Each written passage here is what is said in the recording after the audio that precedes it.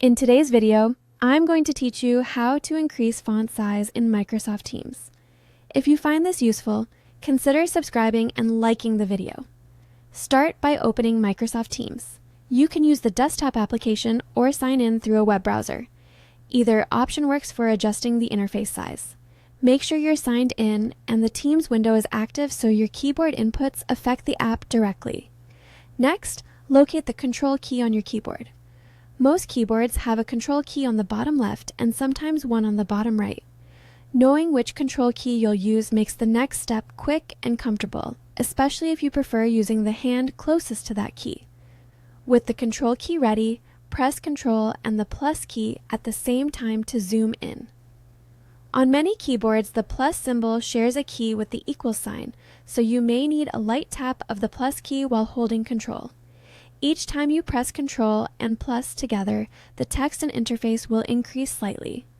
Repeat that combination several times until the text reaches a size that's easy for you to read. Go slowly and check after each press so you don't overshoot your preferred size. If you go too large or want to return to a smaller view, use Control and the minus key together to zoom out. Each press will reduce the font and interface size incrementally. This lets you fine-tune the layout until it feels comfortable for reading and working. As you change the zoom level, watch how the rest of the interface behaves. Layouts, icons, and images automatically scale up and down alongside the text so the workspace remains proportional. Pay attention to how buttons and panels reflow. Sometimes a larger size can push items onto new lines or slightly change where things sit on the screen. After adjusting, check that you can still navigate the workspace quickly and maintain productivity. Make sure menus, chat windows, and call controls remain accessible, and that nothing important is hidden off-screen at your chosen zoom level.